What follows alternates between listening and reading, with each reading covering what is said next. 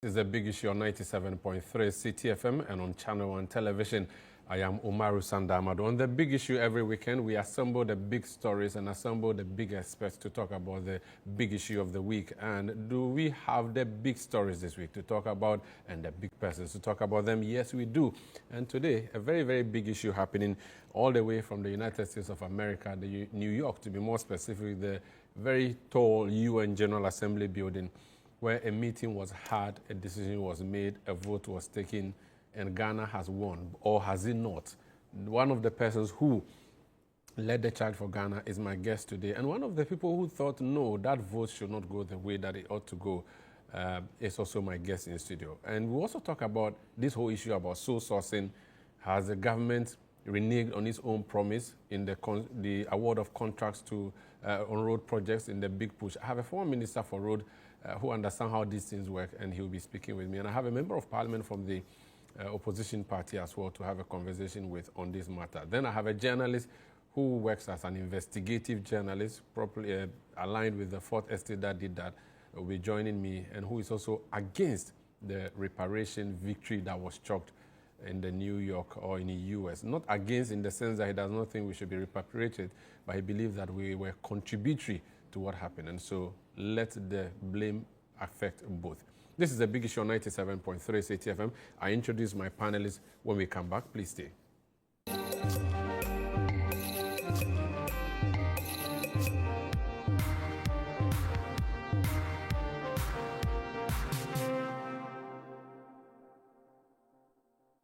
Meet the Blanksons.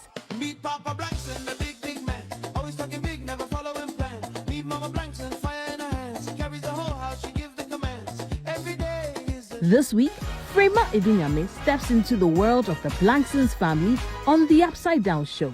It's drama, surprises, and moments you won't see coming. Hello, the Blanksons.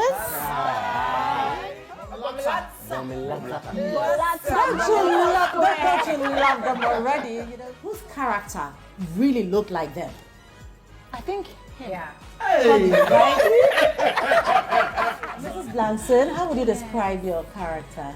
I would say Mrs. Blankson is the keeper of the home. She's the one who pushes things behind the scenes and makes things, like she just makes the things in a home all come together.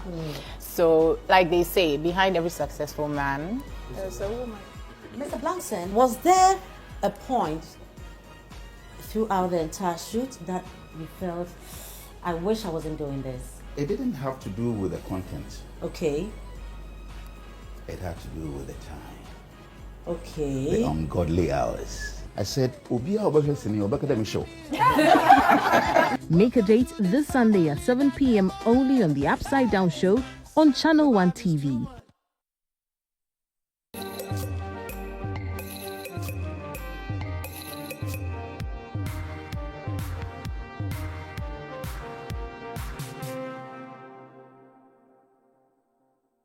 You're welcome back. This is a big issue on 97.3 CTFM and on ChannelOne television. Let me introduce my guest now. And I'm wearing a smock, which is something the president wore when he addressed the UN General Assembly last year. Now, I have another person wearing a smock in studio this morning. Clearly, the two of us have not been to Zambia, and we don't know how these things work.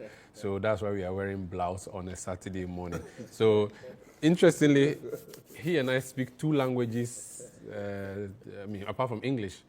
So he speaks a certain version of ever known as Tong, which is the one along the Volta River, and then also speaks Dangbe. Now, he steals keys from police cars. I don't do that. So, Oliver Bakavomawo, you're welcome. Thank you, I appreciate it. I want to describe you as a trouble causer or a demonstrator general. If that's your view of it, that's fair. I mean, I've always been consistent that people are entitled to how they appreciate and apprehend a person, they're able to qualify them as such. Yeah, but how are you doing? It's been... People saw photos of you in New York and everybody is talking about it, that, hey, Oliver is part of the government WhatsApp group. How do you respond to that? Listen, my positions on these issues have been very clear for a very long time. New York is a very familiar place. I lived there and worked for the UN Office of Legal Affairs for many years. So I was happy to be back there. As far as my service to government has been concerned, I've worked in the Ministry of Foreign Affairs. I was Assistant Director of the International Law Division, and these are issues that I'm passionate about. Okay. If my service is called upon to be able to advise government on, irrespective of whichever government, it's service to the nation, I'm happy to do that. Let me introduce my next guest. His Excellency Rune Skinnebach, EU Ambassador to Ghana. Did I pronounce that right? Yes, that's perfect. Is that where is that name from? Skinnebach. The Skinnebach is referring to it means shining hill in Danish, and it refers to my great-grandfather's farm, which was on the west coast, and the last thing that was enlightened by the sun before it went down. Beautiful, in Denmark. In Denmark. How are you finding Ghana? You just took up this position about a few months ago. How are you finding Ghana? Oh, I'm finding Ghana lovely. It's an easy place to land. For me, it's a return. I also had my first job here ever 30 years ago. Oh, wow. So I'm very happy to be back. You don't look that old, so when you say 30 years ago... You should tell my wife. Oh. You're welcome. It's good to have you here, Your Excellency. Alhaji Inus Husseini served in various portfolios, started as Deputy Minister for Energy, became Minister for Road, Minister for Lands, Minister for, which other portfolio did you hold? Tamale Central Member of Parliament. He decided, and I always make this point, that very few MPs refuse to go back to Parliament, and this man here is one of them. He decided, Minkobium. Alhaji Inus Husseini, you're welcome. Thank you, thank you. How are you, father-in-law? Oh, my son-in-law, I'm good. Hope the week has been good. Eid Mubarak to you. Thank you, thank you, thank you. So I was on the Facebook, and I saw a post by somebody, Umaru from Niger. Okay. So when I came here 2 weeks ago, two weeks before the Eid, Yes. and someone who's other than you, Yes. I thought you had traveled to Niger. So when I saw the post, I thought it was you. Maybe to go and buy onions. No. I think we buy onions from Niger. No. I've never been to Niger, actually. I've never been to Niamey in my life. Maybe I should do. I've done a tour of West Africa and West Africa, but I haven't done the northern part yet. I should try and do that. I may try to do that. Maybe you should go together. Let me use your Jeep. I've seen that you're driving a very new Jeep. Oh, yeah. Do I have my guests on Zoom? Because I have a few over there. Manasseh Azuriawini is my colleague journalist. He was my SRC president at the Ghana Institute of Journalism. I would be joining him. Franklin Kujo is president of Imani Africa. He will be joining us. The Member of Parliament, NPP Member of Parliament for Suame, the Honorable John Dakum, is joining us in a jiffy. And also Professor Kojo Gavua, who is a lecturer at the University of Archaeology and Heritage Studies. Now that I have told you who are joining me and told you what topics we are going to talk about, let's get into it. This week, the major issue that came from the world affairs, apart from the Iran and Israel war, is the fact that the slavery that took place affecting black people, Africans, has been recorded in the UN General Assembly as one of the gravest crimes against humanity. Our President John Dramani Mahama went to call for that vote, and he succeeded. Our correspondent at the presidency, Akosia Otri, followed him to New York, and she has a summary of what happened. The resolution was adopted despite opposition from the United States, Israel, and Argentina, and also abstentions from 52 countries, including the UK and members of the European Union. Even though there was an acknowledgement of historical injustices inflicted on Africa, the US made it clear it will not support the move. That the text of this resolution remains highly problematic in countless respects. Consequently, the United States cannot support the adoption of this resolution. We regret that the United States must once again remind this body that the United Nations exists to maintain international peace and security. It was not founded to advance narrow, specific interests and agendas, to establish niche international days, or to create new costly meeting and reporting mandates. Despite the pushback, President John Mahama defended his stance. I stood in this exact place and served notice that Ghana will move a motion to declare the transatlantic slave trade the gravest crime against humanity. This current draft resolution is a result of months of consultation and consensus building by continental bodies, nations, experts, scholars, and jurists, with the sole aim of achieving a united front and grounding the final outcome in truth, compassion, and moral conscience, remembrance, education, and dialogue. Ghana's Foreign Minister Samuel Okudzeto-Ablakwa said the resolution underscores the need for accountability for centuries of enslavement and colonization. We have advanced the cause of justice, and we have done that so emphatically. Those who voted in favor, 123 member states of the United Nations. 52 abstained, and only 3 voted against. This is an emphatic victory for justice. And our ancestors, Africans, and all people of African descent are today honored that our humanity and our dignity have been restored. Let me, on behalf of the African Group, express our profound appreciation to all member states who supported this resolution. We wish to thank those who engaged in its consideration in a spirit of dialogue, reflection, and good faith. We acknowledge that views differed during this process, and we note the positions taken by delegations that were not in a position to support the resolution at this time. While the resolution does not specify a particular mechanism for reparations, it urges member states to take concrete steps towards atonement, which may include financial compensation, debt cancellation, development assistance, and the return of looted cultural artifacts. So that's a report by Akosia Autry, our correspondent at the presidency. She followed the president to New York. Another person who was in New York, and I'm going to start the conversation with him. Honorable John Daku, you're welcome.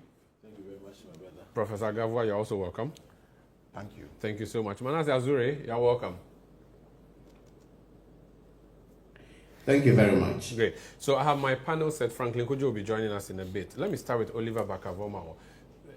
Did you go there as a lawyer representing Ghana to go and push our agenda, or you went there as a fan of this whole agenda to go and support? What was your role, and what is this reparation agenda about? I went there as both. I went there, I've been involved in the conversations around the resolution that Ghana has presented. Has been involved in conversation with some of the diplomatic representations there towards negotiations for this resolution and garnering support among member states to be able to get us across the finish line. So in many respects, one is also to react to developments in New York. We hosted a high-level panel discussion the day before, and then the votes which happened in the General Assembly on the 25th. So yeah, so that's the context. So are you working for government or with government? That's very, I'm not sure I know what the distinction is. Okay. I think that we all are the service, perhaps even on okay, this. So what I meant was that, so the government invited you that, listen, you have expertise in this, come with us. So okay, that's what you went to do. Great, great.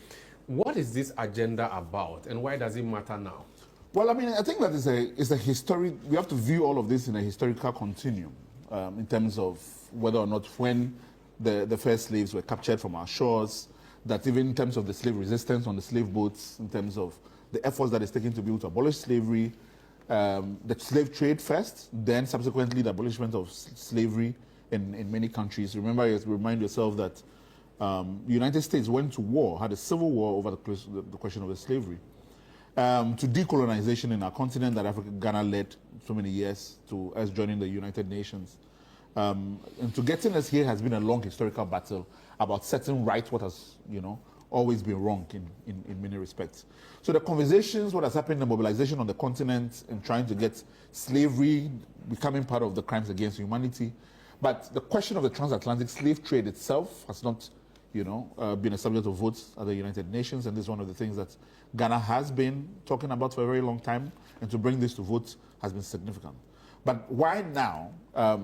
There's not a particular chosen moment. It's an addition on to what has historically been done in order to get us to a point. And I don't think that this ends even the conversation. The frameworks that we are talking about, the reparative justice framework that needs to be put in place, is going to continue and perhaps going to outlive us. the intention behind bringing this and moving this forward is that the conversations do not become stale, that the memory continues to remain fresh, and that the actions and efforts that are put in place to continue to preserve the memory of what has happened and to continue to remind ourselves that never again are always going to be something that I think that this country is probably going to stay in the forefront of. We've seen countries in the Caribbean, for instance, CARICOM, which had a 10-point plan with respect to how reparations ought to be done. And so the conversation on how we move this forward is still going to be a key part of the conversation for a long time. Before we talk about how the reparation will look, when we describe this as a grievous crime against humanity, and then what? Well, I think that the political recognition is important because these are persons, millions of people that took place over almost 400 years, whose lives were dehumanized. And there has never been at a point in time where we recognize the humanity of these persons in a significant way. It is fine and dandy that we say that, enslavement is a crime against humanity. The Rome Statute, for instance, talks about this. But that to get to a point in recognition that we understand not only the significance but also the scale of the slave trade is important. Now, I wanted to put something also in context. I feel like we're in a time in the world where the global world order is being redefined. If you look at McCartney, the Canadian Prime Minister's comments in Davos, where he was talking about the role and complicity of middle powers and watching the system that has continuously dispossessed the global south, and to recognize that role is a vision of what the new world order should be. You saw Marco Rubio's comments in Berlin, where he was saying that no, the West should not apologize for colonization or slavery, and that any agenda that views those as wrong is a communist agenda, and that they must continue Western civilization must continue to benefit from the dispossession of the global south. That's a global view of his own that he received a standing ovation for in Europe. Now, our president has been championing a different vision of international relations, which is an order which is built on empathy, which is built on recognition of the humanity of everybody else. And part of that global agenda of revisiting and reshaping the world history, Ghana has put forth a new order of how we should define the tomorrow. A key component of that conversation then has been that, okay, because of the significant way in which the transatlantic slave trade shaped the world, we should actually be defining world history in those terms. There's the pre-transatlantic slave trade and there's the post. It shaped what we have become countries to be. There's so many islands that would not even be countries in the proper so-called, but for the transatlantic slave trade. The economies that have grown on the back of unpaid slave labor that has defined themselves and become global world powers and have never paid homage and understood its significance. That is an important conversation.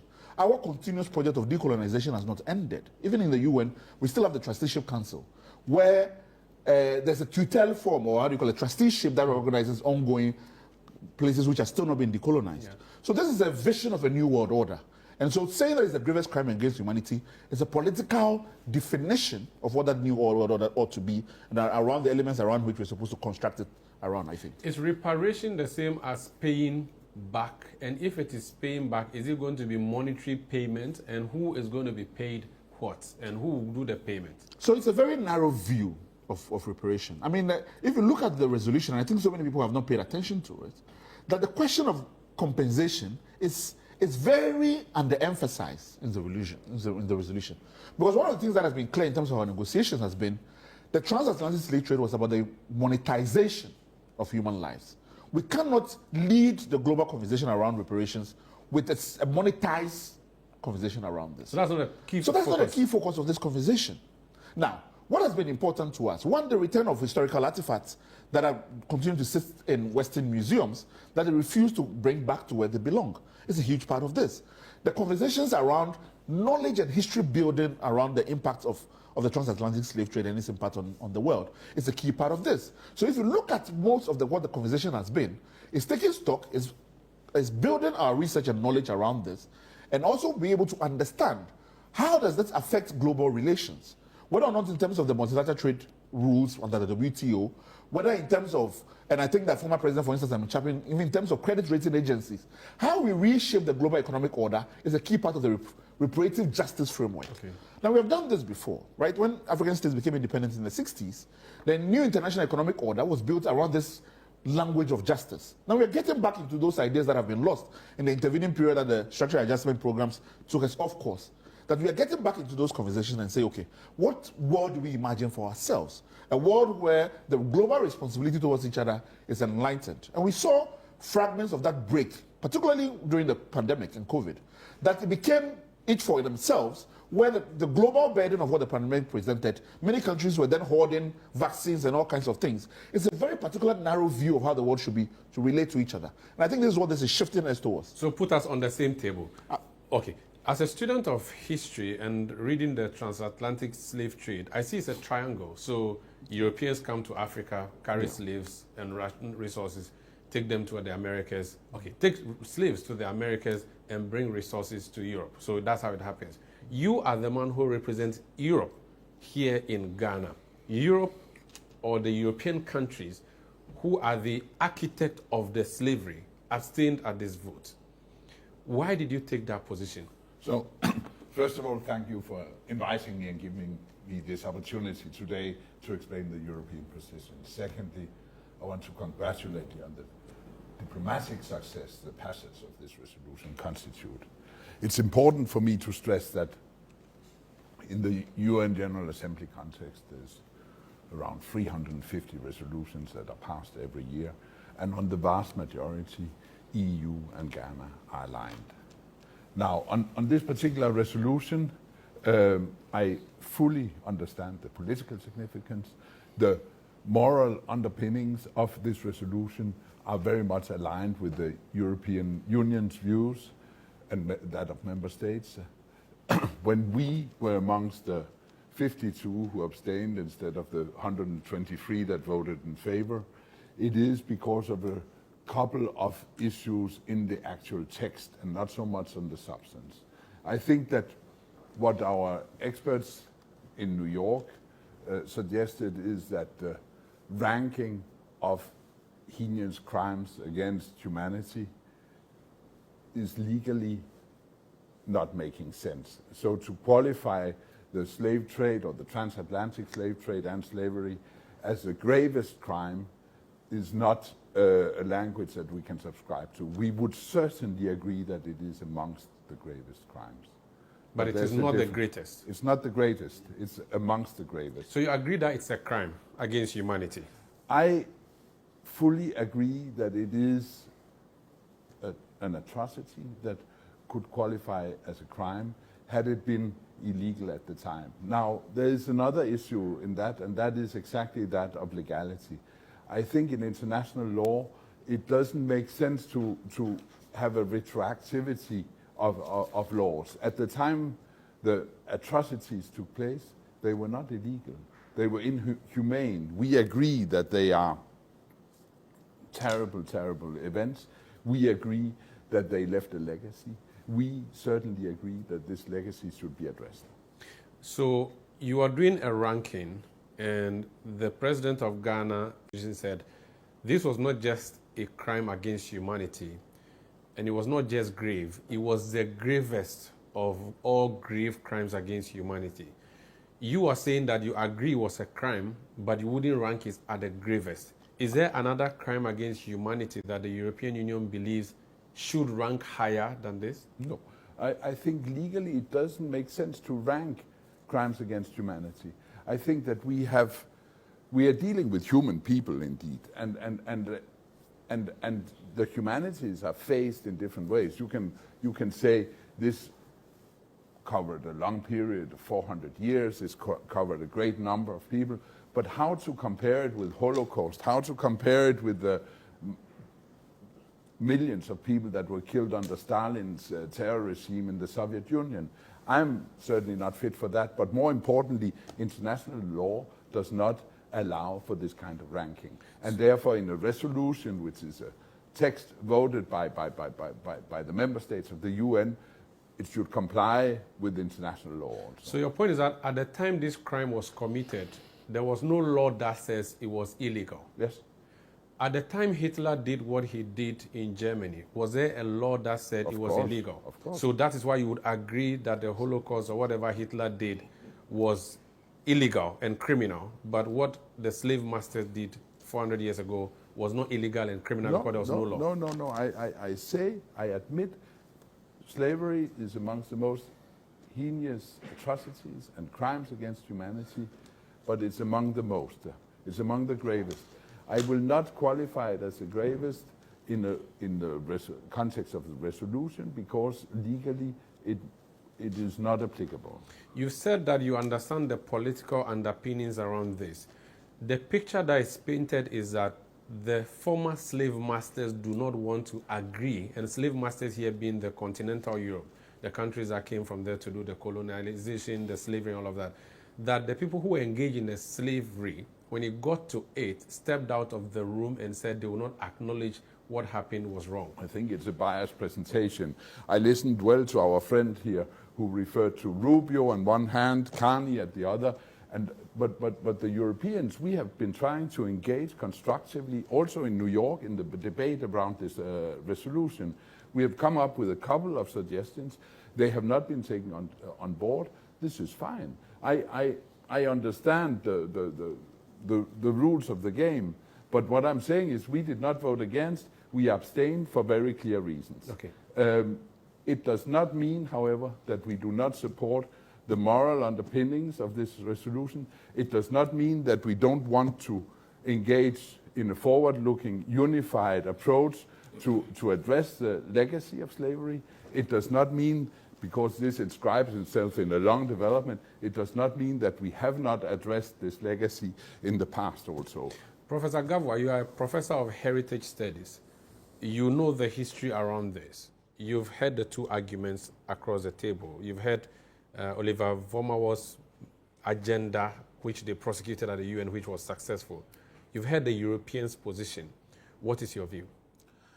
My view is that for now, 123 nations of the world are not just insane to recognize the resolution put forth that the enslavement and trading of Africans was the gravest crime against humanity, because there's no other crime that can be compared to this. For 155 years, the Portuguese were here prosecuting this trade. The Dutch were here for 235 years. The Danes were here for about 185 years, prosecuting the trade, and many more. The Germans did their thing. If you take the situation where over 50 million people were enslaved on the continent itself, okay, many a time our minds go onto those who were taken away, those who were enslaved and shipped out of the continent. But the number of people that were enslaved here on the continent also counts. Colonization of the continent was just an extension of that enslavement, because we had no legal rights during that period, we had no political rights, and we were coerced physically, psychologically, emotionally on the continent. The legacies are still with us today. I can understand the position of those who voted against and those who abstained using the law, but did Africans participate in the framing of that law? The fact that we were not part of the framers of the law that suggested that enslavement and trading of humans were legal means that the playing field was not level at the time, and it's still not level today. So because the victim did not have a say in the law that says they can be victimized, you cannot today say that there was a law that protected our trade, and so it was just business. That is my position, because I am not a lawyer to know the nitty-gritties of the law. But from the layperson's point of view, which I share, is that we were not part of it at all, and that was unfair. So this was the only opportunity to be a part of it now? This is the only opportunity, and I'm glad and proud of the President of the Republic of Ghana, the representatives of the Foreign Ministry, who worked together to bring this to the fore at the United Nations. And I commend all those nations that recognize this. The point is, at this stage, we are not talking about who is to blame for what happened. Okay, we are saying that it is about time the world recognize this and we move forward. How to repair this damage is another issue that we have to pursue. In repairing the damage, you need the one who caused the damage to be at the table. If the one who caused the damage says, I do not recognize this damage to the extent that you claim it is, and so I'm walking out, how significant would this damage or this reparation be then? Because the repairers say that they don't agree that there was something up to the level that you claim it was for the reparation to be done. Am I misquoting you? Because I notice you're making faces. Yes, talk to me. Yes. What have I said wrong? So, first of all, we are not walking away. We are abstaining from the resolution. Yes, you walked out. We engaged constructively before. We intend to engage constructively after. We have been physically present here in Ghana for over 50 years. Through the different EU ACP conventions, we have channeled significant amounts of development assistance, doing exactly what the Honorable Minister Blakwa has asked for, not individual compensations, but addressing the inequalities and the community development needs that have been left behind the transatlantic slave. By you abstaining from the vote, doesn't mean you are non-committed. That is not walking away. It's not as if you are non-committed. You have taken a position. Not voting is also voting, which means you disagree. No, voting against is voting. Voting for is voting. Abstaining is saying we would have loved to vote for, but then we need to compromise on the language. So now that you did not vote, would you implement we abstained. Yes, that means you did not vote. No, they voted by abstaining. Okay, so you voted not to. Because there's a way to vote. There are three ways to vote. You vote for, against, or abstain. Okay. My question is that you abstaining, does it mean you are willing to work with whichever side wins, and now it is a yes that won? So will you work with a yes? Not at all. It means, in this concrete case, it means that we are sorry that we could not agree on a unifying text. I think relatively small elements of the text could have been adjusted and ensure a much broader support. That didn't happen. But, as I said before, it does not mean that we don't support the moral underpinnings of this resolution. Prof, and I'm still interested. So if the European Union abstained, how can we prosecute this reparation? Because you need them. And if they say that there's a tweak, there's language should have been tweaked in a certain manner and that did not happen, then it means it's much ado about nothing. We have won, but we haven't won. Hearing that the European Union is not totally against the resolution, it's a positive to some extent. But Europe or America should not lead the process of reparation. We have to repair on our own terms. We must lead the process of restitution and reparation. They say, who feels it knows it. Rita Mali and co. We are the ones that have felt it and still feel it. We must identify what the legacies have cost us and still with us today, and begin the reparation process here, the process of repairing the damage. We have to identify what hit us and then begin efforts to repair. When we start repairing, then the process of healing will come. Healing amongst ourselves first, and then between us and then our neighbors to the north. Okay. Europe may come in when they are sincere, or if they are sincere, because donor aid and so on, what they've been doing so far is just to keep us at the same position. They've been doing this for years. We can say we are very grateful, but what do we have to show for it? You want more than that? We want more than that. We should develop, we should repair on our terms. Okay. Not that they should lead the charge of reparation. Okay. I'll let you rebut. I want to get someone who agrees with you to an extent to join the conversation. Manasseh Azuri Awuni, you are on social media and you say that you don't think that the reparation should happen. Are you saying that you also don't recognize slavery as the grievous crime against humanity, or your position is a little different from what the European Union's position is? You are a journalist. Well, thank you. I must say I don't agree with him. I don't agree with the European Union. I agree substantially with the positions that on the position of facts that our side has advanced, I agree that the Europeans institutionalized and provided the incentives for the trade to thrive. I agreed they exploited the slaves in some of the most cruel manner. And as part of my course, I saw a documentary titled Slavery in Another Name. And this shows you that long before, even after the slavery was abolished in the US here, they still did very cruel things. I agree that it is the gravest crime against humanity. And I support the important point Professor Gavois has made about the legality at the time. A thief who goes to steal makes laws to protect his stealing cannot tell us that stealing was legal, because the victim of the theft wasn't part of the stealing. I agree that President Mahama and the Foreign Ministry did a great job and they deserve commendation. I agree that there should be payments of reparation.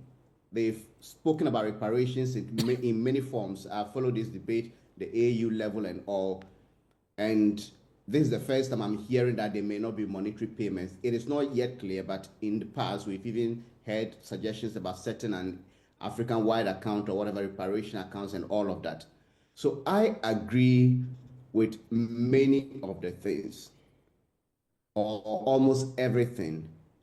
The only disagreement I have had is that if there are to be payment of reparations, it should go to the direct victims, as in those who were captured and taken out of the continent.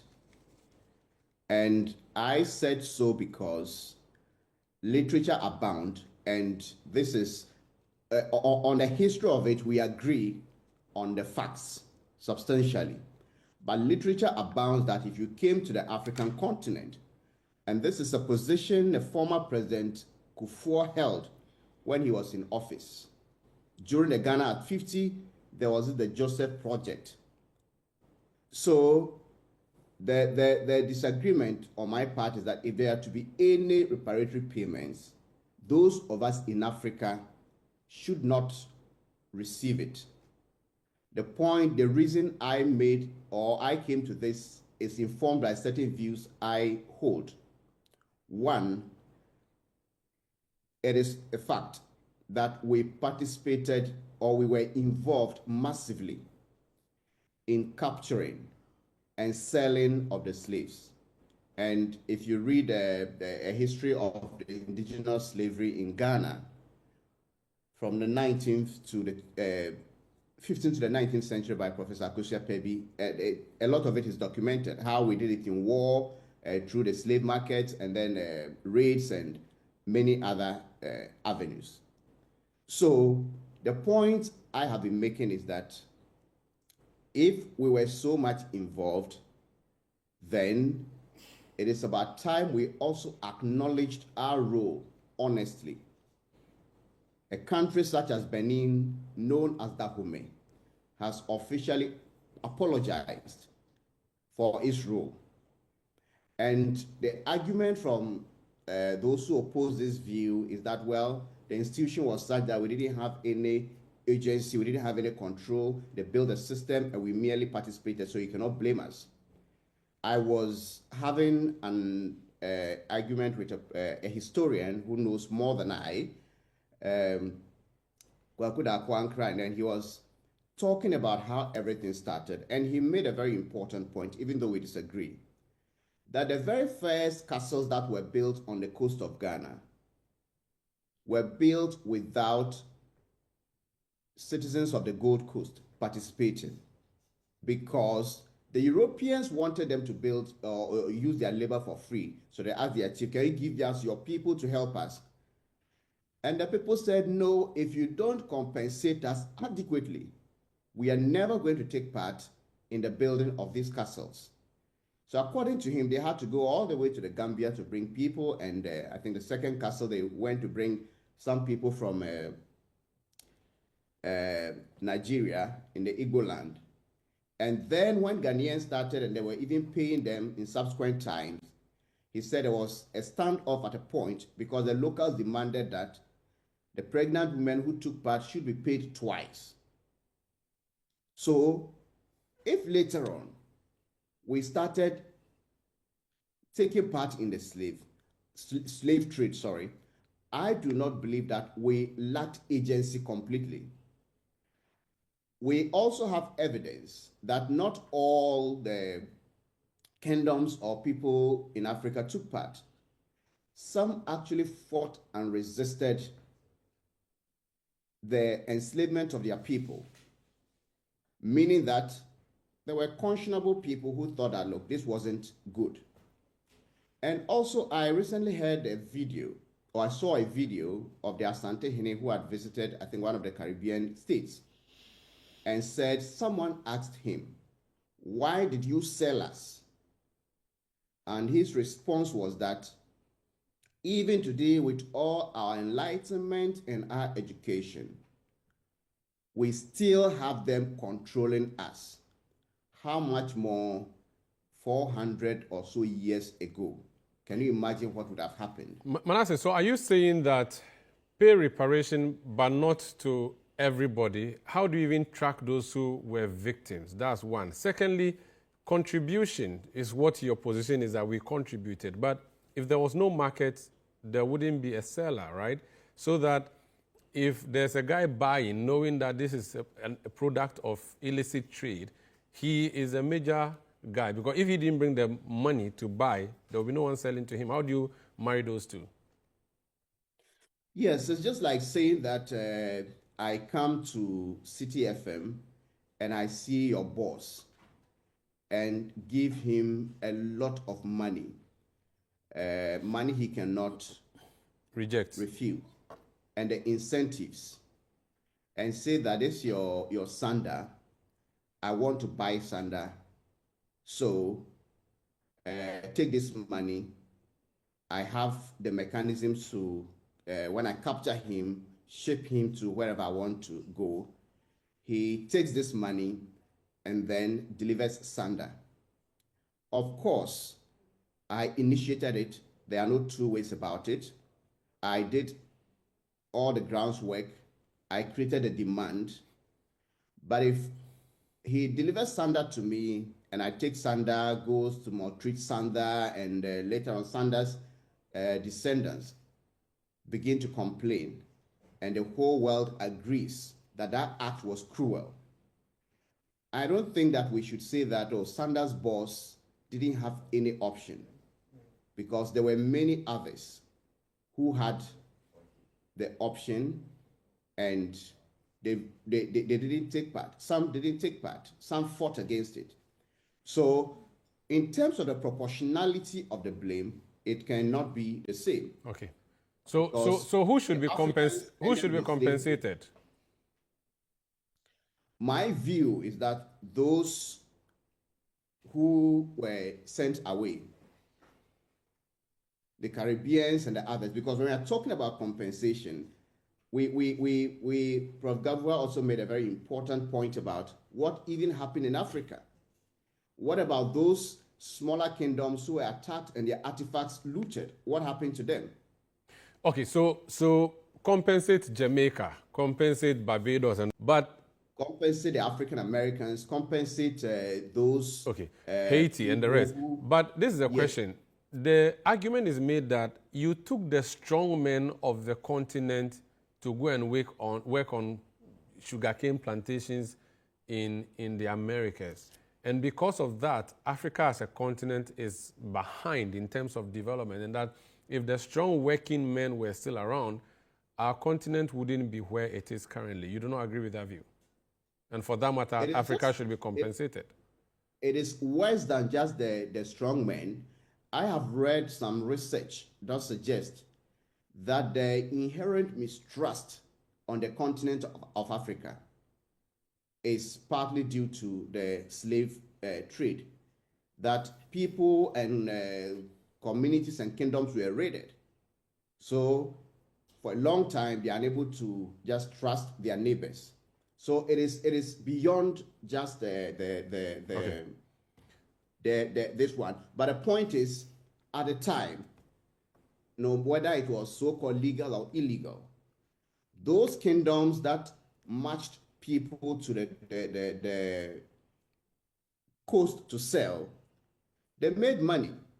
In the book I referenced, I think on page 32, it talks about, for instance, the Achim state, which at the time initially said they weren't going to partake in the selling. So mainly, they were naturalizing their slaves. Okay, all right. And one chief came and said that they should change that policy, and henceforth, an Achim caravan going to the coast could carry as much as 2,000 slaves. And this was a major source of revenue to their economy. Very well. Thank you, Minister. I'll come back to you. Honorable John Darko, you've listened to the conversation around the table. You've heard the various angles. As a lawmaker, the legality matter has been raised. We have gone to win big at the UN, but does it afford the continent anything? There's a view that, no, don't give the people who engage in the crime any proceed because they are as guilty as the ones who were doing the buying. What's your position? Well, thank you very much. I must first of all say that the President and his team, they've done a good job, and this obviously started by, at least you can say, in the recent history. The former president, therefore, worked so hard to bring us to this level. The AU, which declared 2025 as a year, for justice for African and people of African descent through reparations. So a lot of work has been done, and we must thank the people who got involved in all of this. What can come out of it? Yesterday, when the resolution was passed, I asked myself, okay, so what's next? And that is the question I guess you're asking me. I believe that this is where it's going to end. The people who were really involved stood out. America voted against, the Europeans chickened out. Israel. And Israel also voted against. Israel, I don't even know why, but I was expecting Israel to vote in support of this because of the obvious reasons. But this is where we are. Who is going to pay what? I don't think that Americans are going to pay anybody.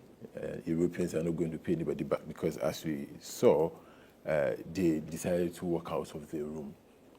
But it's good that this is recognized as the gravest, crime against humanity. I don't think that there can be any other crime, superseding this. Not the Holocaust. Definitely not. I mean, look at the people involved. If you look at the numbers, Holocaust, we're talking about 6 million or so.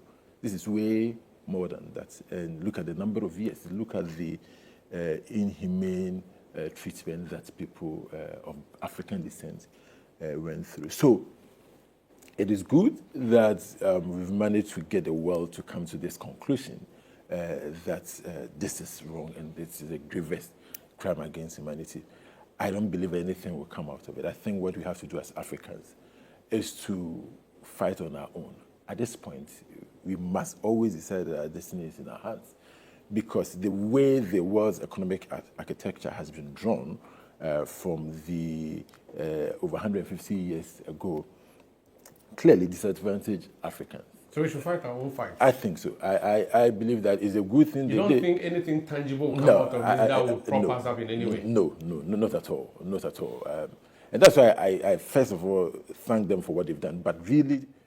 so the optics, nice, but beyond that? Beyond that, nothing is going to come out of it. Because look, who is going to make the payment? Look, even the artifacts, okay? The returning the artifacts. Recently, they returned some few artifacts to Asantre. Yeah, and but it's even on loan. It's even on loan. It's for years, for a period. And we have to go back.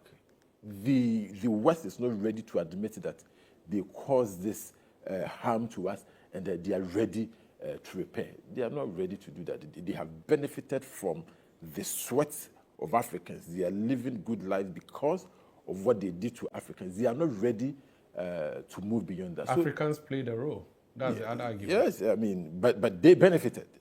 The West benefited. Africans also benefited. They gave us snuff, gave us mirrors, gave us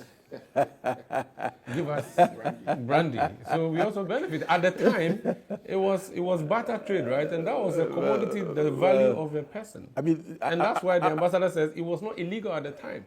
It was legal business. Well, I mean, I think that Prof answered Ambassador. Ambassador is making a case for his region, but I think that argument doesn't fly at all. I mean, imagine sitting in Europe and we are making rules, to govern some African living his quiet life in a village. And you, because you legalize it over there, you say that it should be legal here. I mean, how is that even possible? So it's a good thing for the optics, but in terms of tangible outcomes, I have my doubts. Nothing is going to come out of it. Africans must fight the battle to free ourselves from the economic shackles that this whole slave trade has put us in. So we should move on. I think we should move on. Alhaji Yunus Hussaini, should we move on or we should keep pushing? Well, so the conversation largely has been, if you want, misdirected to some extent. And let me congratulate Oliver and the team, President, Minister for Foreign Affairs, and his team who went to the UN General Assembly to achieve this feat. But mobilizing an international community around an issue of foundational justice is not easy. What they did in international law is establishing a normative principle of international law. That's what they have done. A normative principle of international law. That now there is an authoritative voice of 123 nations declaring slavery as the gravest crime against humanity. Authoritative. And that's how international norms are created. It doesn't really matter that Europe abstained. In the establishment, in the declaration, a resolution to establish the International Court of Justice, International Criminal Court, America abstained. But the court is operating. That's a normative principle of international law. Now, driving out of the declaration, when the declaration of International Declaration of Human Rights, countries abstained. That's how normative principles are established at international law. That's how they are. So we must all accept that what has happened is really historic. That for the first time, there is an authoritative declaration at the United Nations that slavery perpetuated against people of African descent is the gravest crime against humanity. So it's become international law. Yes, you can now refer to it. It's a resolution. Now, I hear the argument, and also the United States representative at the UN made that argument. He incited use Kujan. Yeah. I mean, go back, Ambassador, from the days of Hugo Grucius up to Jeremy Bentham. International law has been a law relating the relationship between nations. Which nations were in Africa at the time slavery was there? None.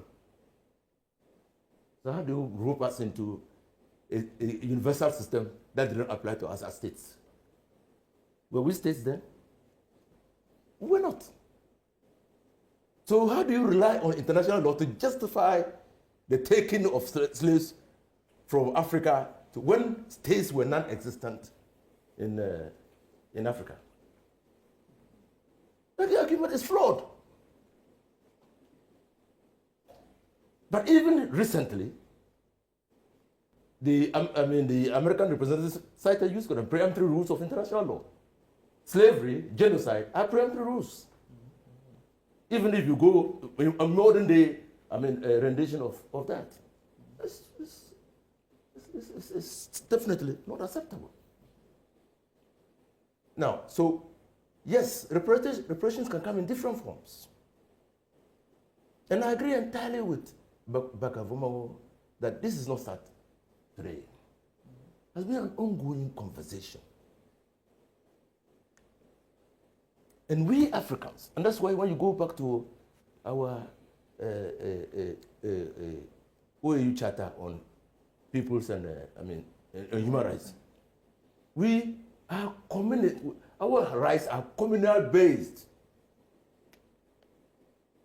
That's why when we are pouring libation, Ambassador, we invoke our ancestors.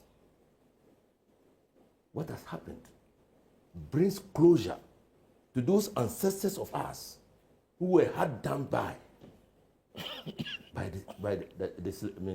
slavery.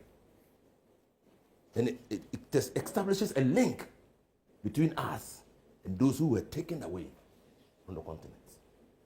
So for us, this is of consequence. It's of consequence to us as a people. So it gives cultural closure. Closure. The whole thing. But if you want to move forward with it, and that is why as significant as Europe, I should tell Manasseh when he says those who benefited. That's an European conception of harm. It's individualistic. So even though slavery was, slaves were exploited for the benefit of the state, even in America today, to be able to establish, that you to benefit from any arrangement that compensates you as a descendant of a slave, they must trace the root because it's individualistic.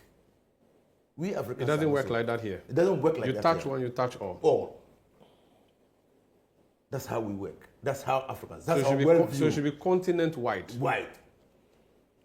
Or nation-wide. No, it's continent. Continent-wide.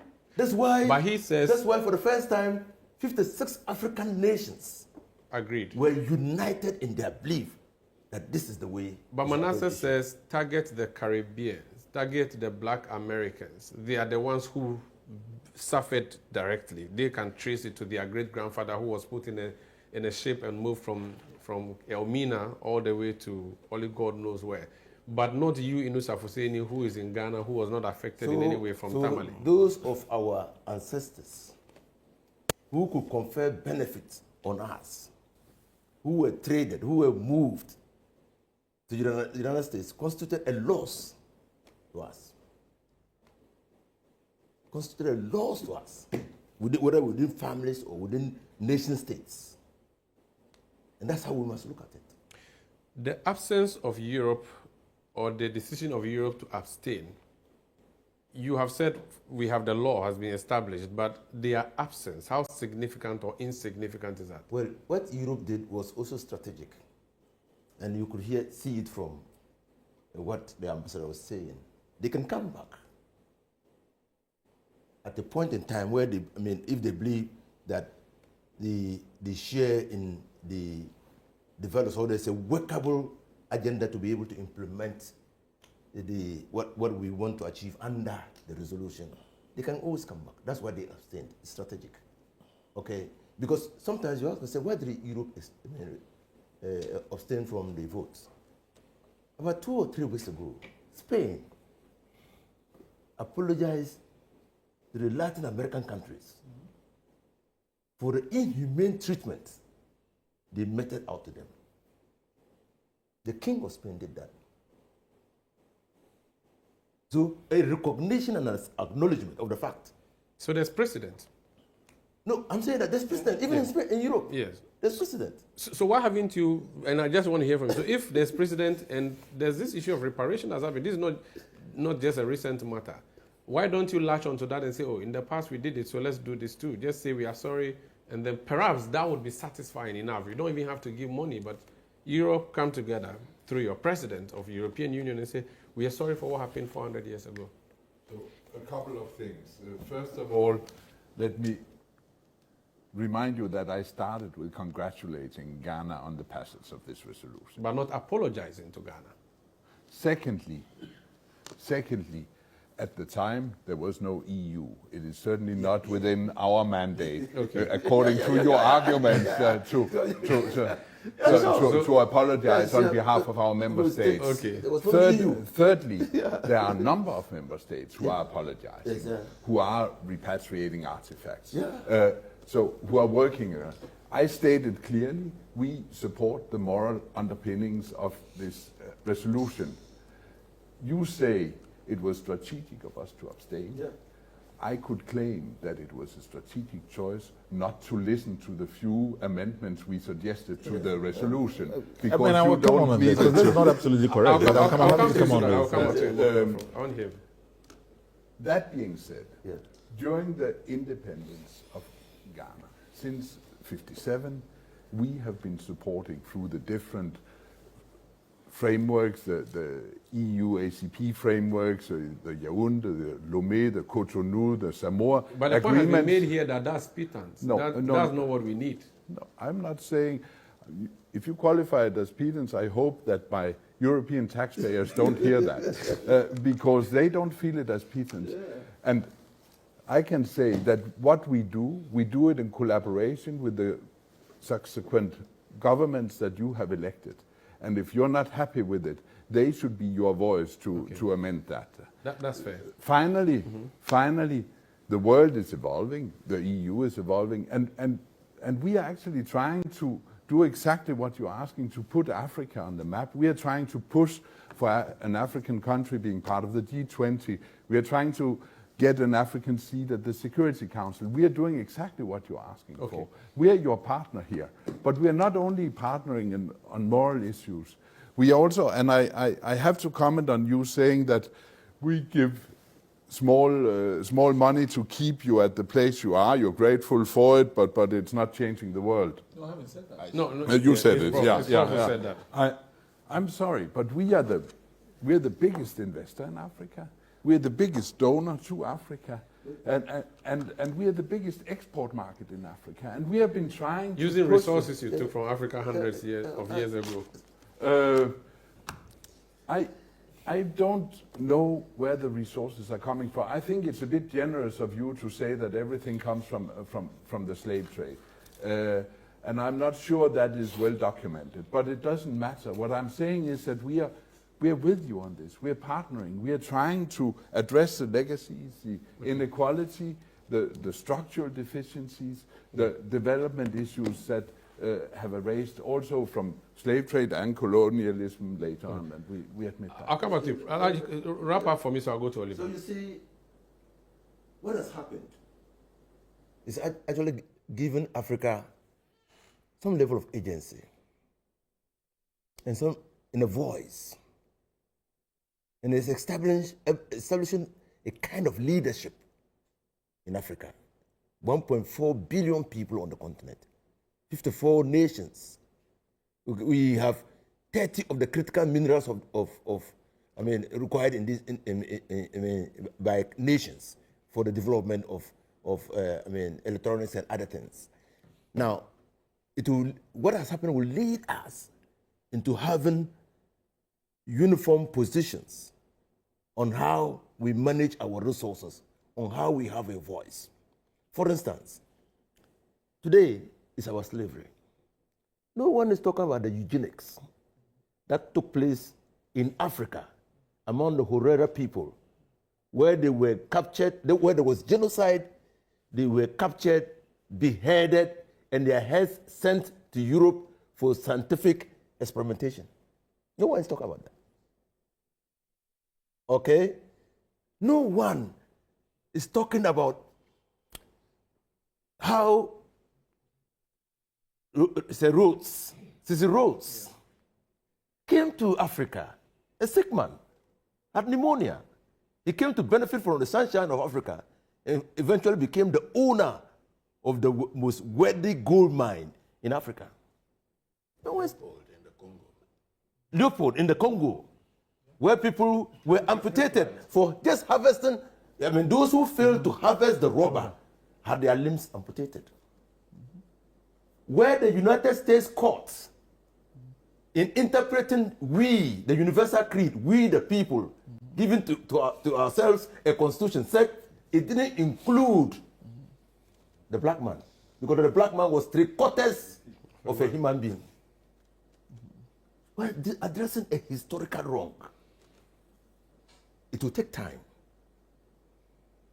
But I believe that this normative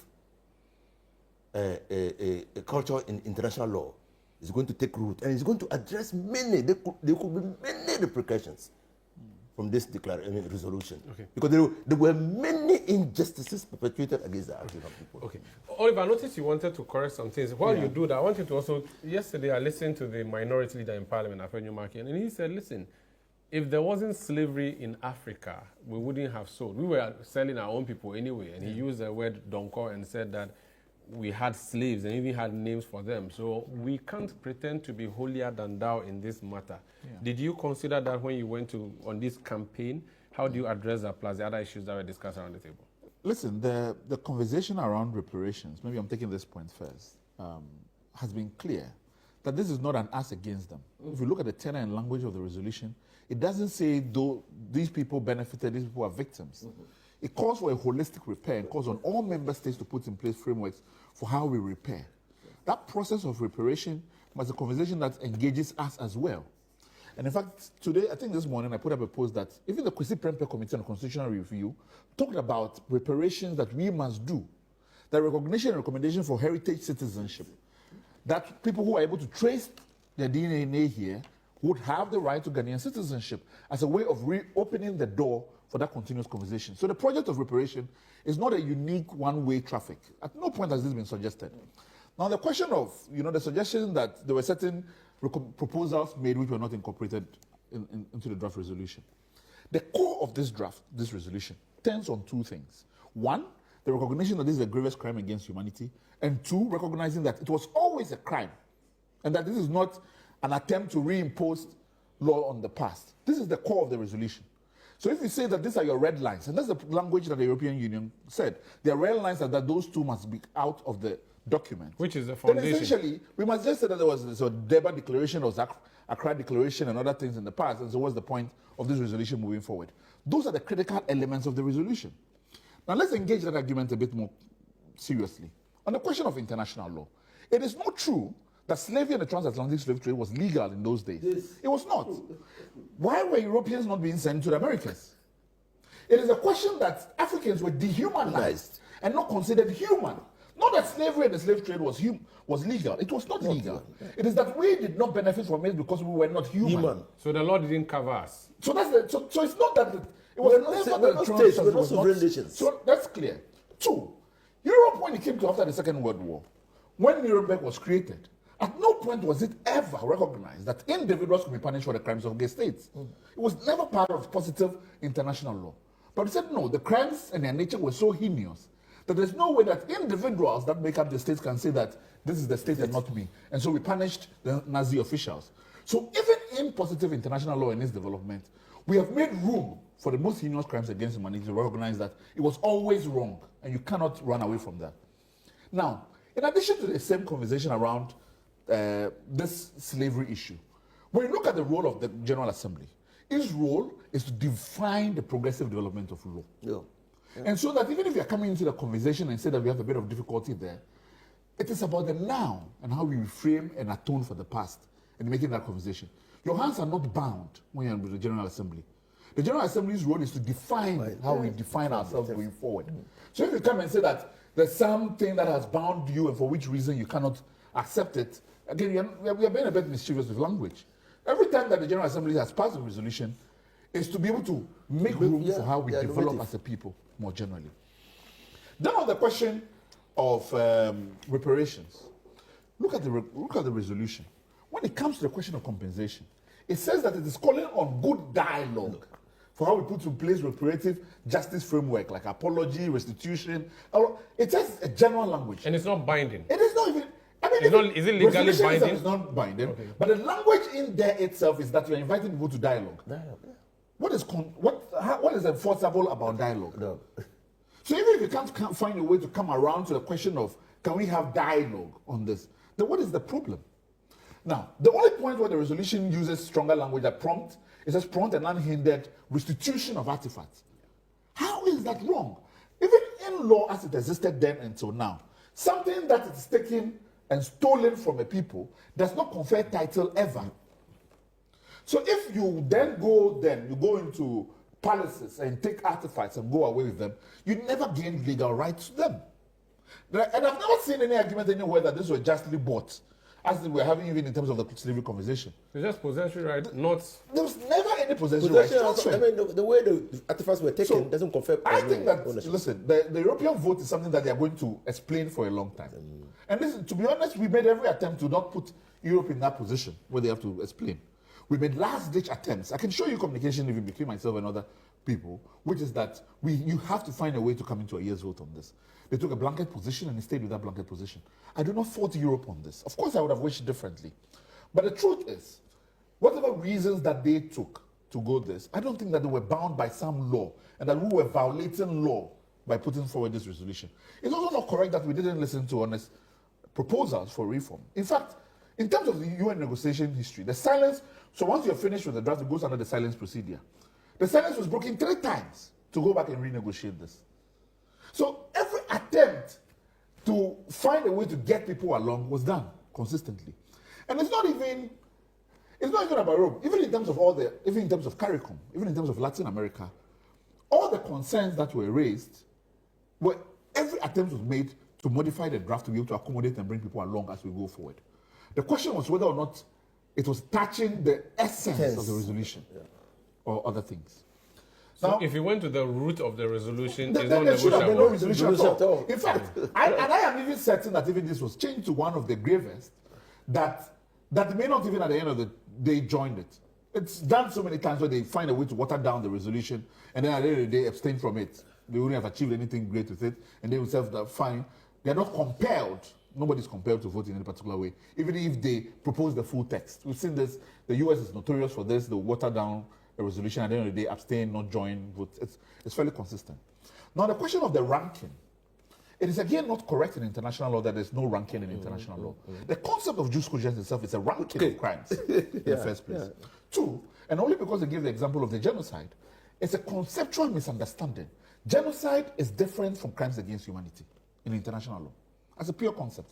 What is within the bracket of crimes against humanity? Murder, rape, and things like that. We are saying that we cannot find a way to say that transatlantic slave trade is bigger in its magnitude than murder, and I don't know what that means. So genocide is its own category. And genocide, and I like the statement of the Russian Federation before the General Assembly, which is that we haven't even gotten to the conversation that the first genocide happened in Africa, in another example that we gave. This is not even about any of that.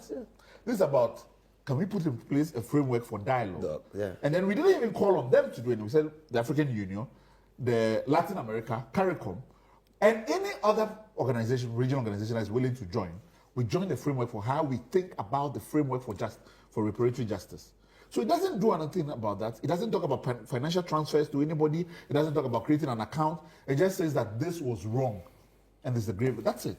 The contribution of Africa and Africans, I want you to respond to that. And also the fact that Europe as a bloc abstained, and we may think of taking artifacts which are mostly in Europe. How does it work then when they didn't vote and it's not binding, then what's the point of getting the reparation through when the artifacts will not return? I think that our position in... But even though he has said that, they've done some contribution to the continent. They support. Since our independence, they've been here with us, EU development and all of these things. You know, on the high-level panel the day before, the president quoted Martin Luther King where he said, the moral arc of the universe is long, but it's always bends towards justice.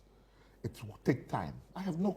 That eventually, in a way in which Europe continues to explain its votes, it may come to a point where they will say that we were wrong to have taken this position at some point. I think so. But it doesn't take away the burden on us to continue to push the conversation. It doesn't take the burden away from us to continue to advance the claims as we have done. It has taken how many years to get us here?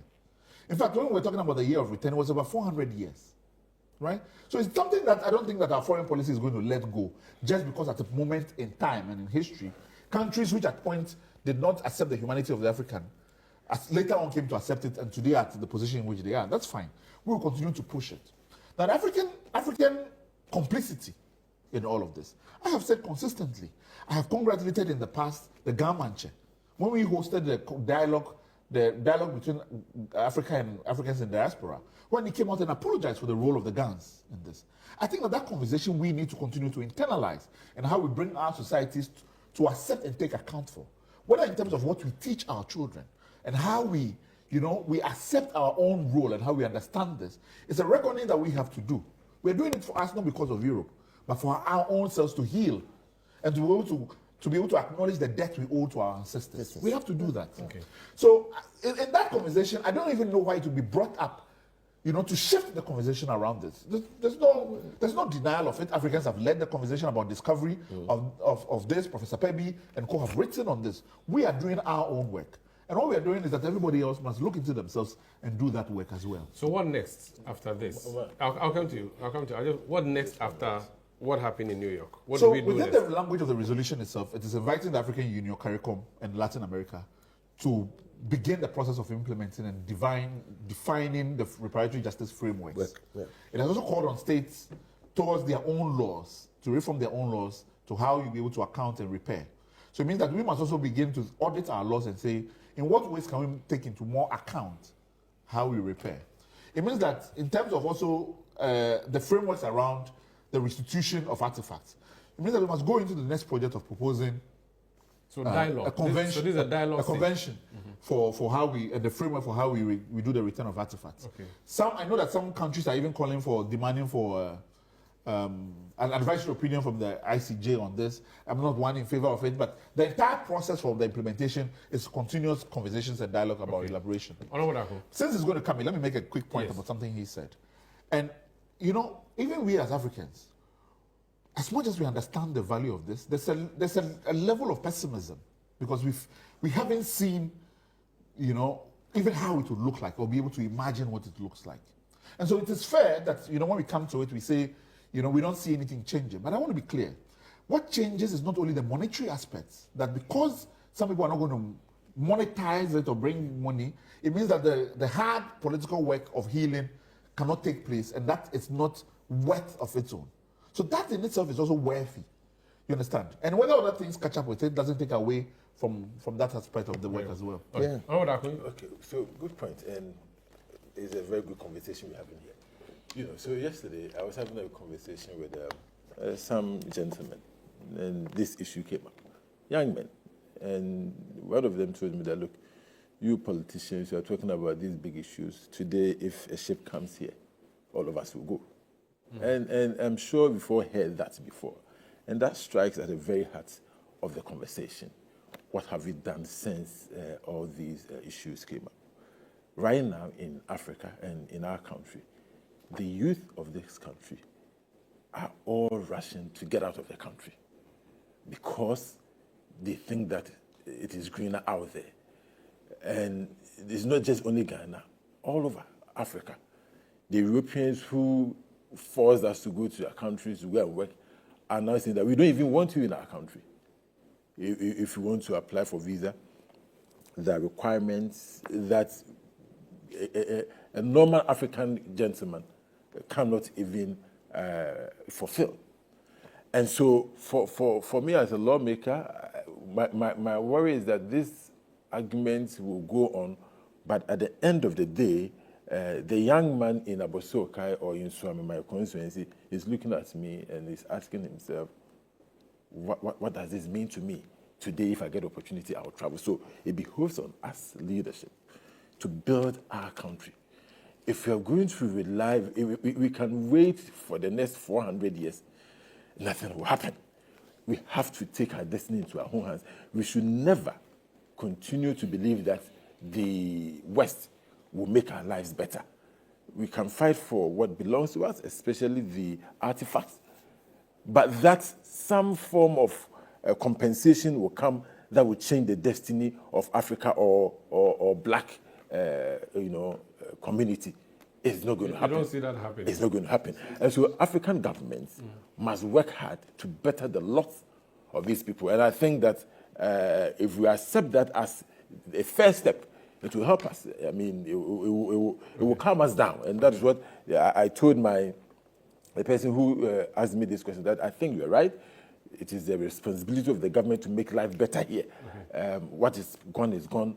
Let's focus on building a better future for the next generation. Prof, I'll come to you. Let me hear from Alaji. He's a politician, so since they said you have to fix the country, I just want to assure that many things are happening in the international community, in the world presently, and there's some level of deglobalization. And he referred to McCartney. The rapture is a manifestation of deglobalization. The rule-based order is crashing. An African agency is emerging. What happened at the UN is an African agency. This rule-based order was imposed on us and kept us perpetually subjugated.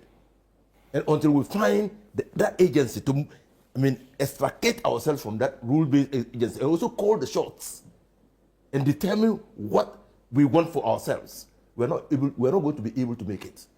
Now, Ambassador says, look, we contribute to Africa.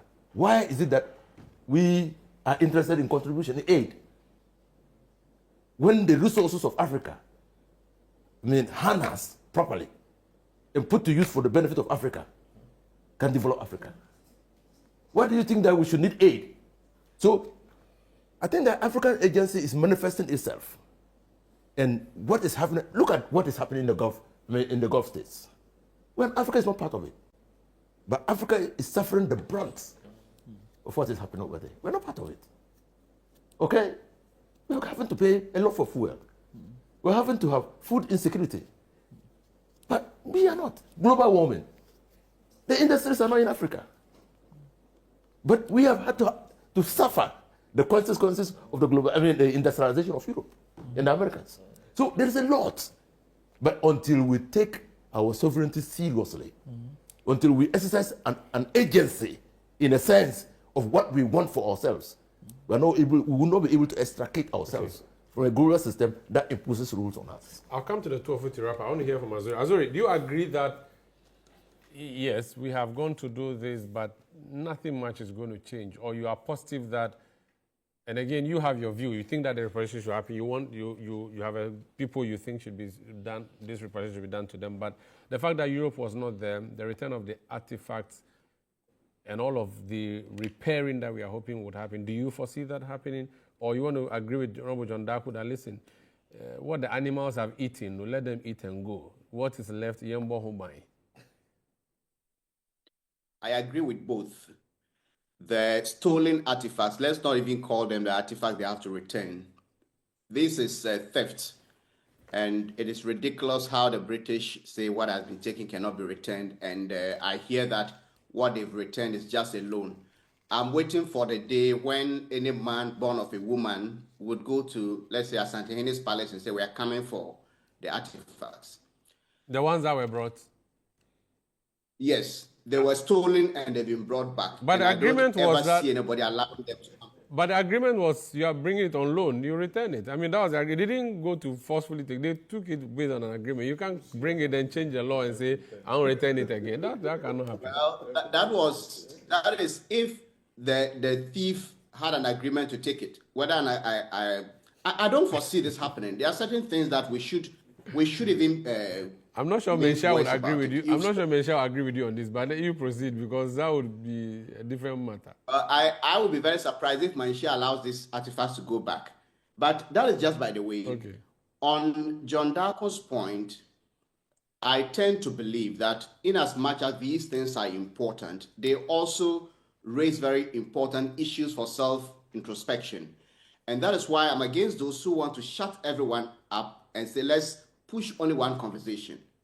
I grew up in Ketekrachi Lakeside. That is where I grew up. And slavery is ongoing. It was modern day slavery. Ongoing. Modern day slavery. Exactly. In the canoes. Where children, some as young as 10 years, 8 years. Less, 5. Yes, are taken They are sent to their slave masters, their parents are paid, and these children are maltreated. There was one that we witnessed. He came back from fishing with his arm broken. The initial report was that he was walking on the canoe and slipped. Later, he confided in us that his master hit him with that wooden thing they use for paddling. Yes, and it broke his arm. These are things that we have witnessed. And the point I'm trying to make is that if we allow these opportunities to raise these conversations, we should be able to look inwards and say, look, what they did was very bad, but what did we also do and what are we doing? We have the Chinese ambassador looking us in the eye and saying to us that if you did not give the Chinese the visa, if you did not take them to the gold mining sites, how would the Chinese come and destroy your forest? When we're saying, oh, tell your people they are destroying our forest. And this is the same principle that operated. On these artifacts, it's very good they return them. Whatever they've stolen, if there's a way to get them to return it, I am all in favor of it. But there are more important thing we should be looking at. If we are saying bring this artifact, which is symbolic but a wood carving, and you have someone like Abacha alone stealing as much as $5 billion, taking it out. The oil minister recently stole hundreds of millions, and some Europeans and Americans are bringing the money back. I don't think that if we managed our affairs well, we would be getting some sermons that we are helping you with aid, we are doing this. No. What we steal and take out is more than, you can't even compare it to the pittance we get as aid. So the ambassador said, don't let the taxpayer of Europe hear that you are describing it as pittance. It's very significant. I'm comparing it with how much we steal and take out. Okay. That is what our political class. Not just the political class. We tend to just look at politicians as the only problem, but I have been doing anti-corruption work, and I also know that even if you ask me, the most corrupt Ghanaian is not a politician, he's a businessman. That is in my view. Okay. We have private individuals, so it is our collective responsibility to say that, look, we are not respected across the world. Why? Because nobody respects beggars. Why are we begging? Very well. When COVID came, we went begging for vaccines. But when others were investing in vaccines, we were building cathedrals. So let's begin to take our lives seriously and let this humiliation that we suffered, that we are being reminded of, engineer us to do things differently. So I agree with Mr. John Darkun's position.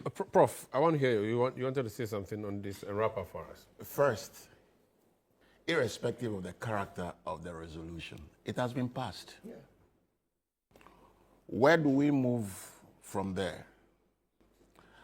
You see, we are talking about we have to do this, we have to get our home right. If you don't know what hit you, you don't know how to repair that damage. Okay? That is why this resolution passed is good. It sets the pace. Reparation and restitution are not events. They are mutually interrelated, but they are processes. And the process has been enhanced by the passing of this resolution. What do? We have to increase the dialogue, the public outreach for people to understand the essence of this whole resolution, and then how we manifest it. Restitution, we're talking about restitution. It is highly important. I happen to chair the Ghana's focal team on restitution. And we have been working with colleagues on the continent, across the continent, and in Europe. The point I keep on making is this.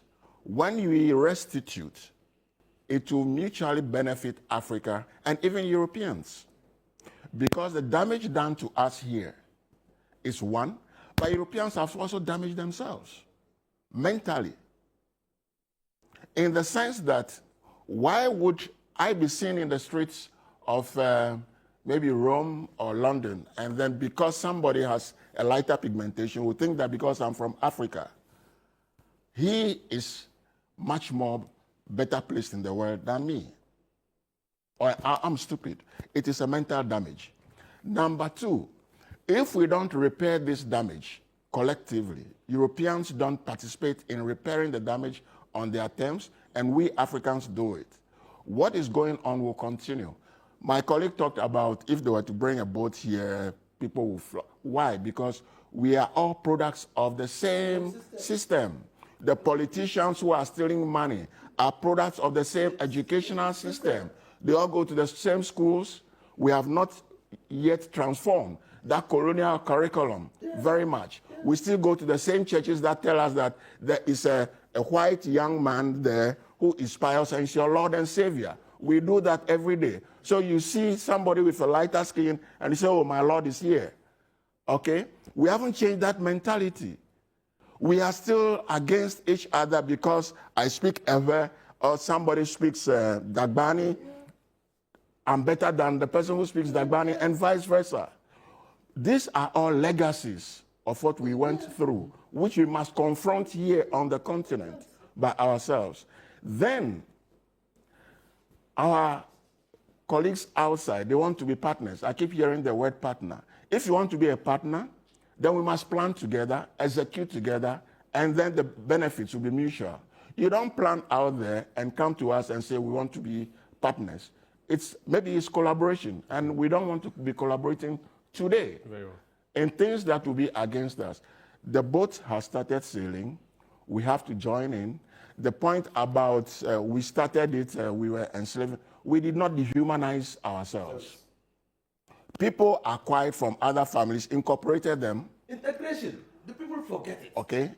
But chattel slavery dehumanized people, transformed people into cargo. Are you sure we did not? We walked them in caravans, in chains and shackles from the north to down south. That was the period of chattel slavery. Chattel slavery. Okay? It's not what we refer to as Africans were also trading long before Europeans came. The Arabs were there in East Africa, Tanzania. That's why we had the Maji Wars and so on and so forth with the Germans. The Arabs started, the Germans came in Togoland. The Germans were there, so-called punitive wars against the local people. They went to Karachi, beheaded the priest, the high priest, took things from his palace. Okay, many missionaries came here pretending to be cleansing us of demons that were embedded in our artifacts, many of which are the souls of our communities, and then took them away.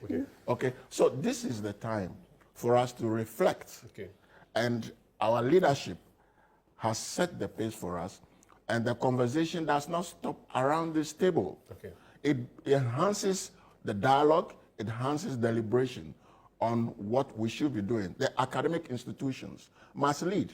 What are we teaching? What are we learning? What are we imparting to society? Our media people should reflect. What are we propagating? What are we recycling? Are we recycling the same jaundiced knowledge system that is keeping us down, or what? Okay. So we have to change the mind. Ambassador, because we are now, the chain is on the mind. We've been enslaved mentally. And sometimes I say we are on autopilot. We don't even know where we are going. Okay? Today is Malaysia, we rush there. Tomorrow is Germany, we rush there. Next time is China, we rush there. Who are we? This is why the resolution is important. To restore our dignity as a people. Okay. Thank you. Ambassador, you abstained, but it's been passed. So what will be the level of involvement of the European Union moving forward in the dialogue, in the reparation, the return of artifacts? What will be the position moving forward? So we abstain, but not because we disagree with the substance of the resolution. I feel that this morning, no matter what I say, it can be misconstrued as something that is not enough, that's something that is our mistake at the outset, that's something that could be done better. We do as well as we can. We try to help Africa.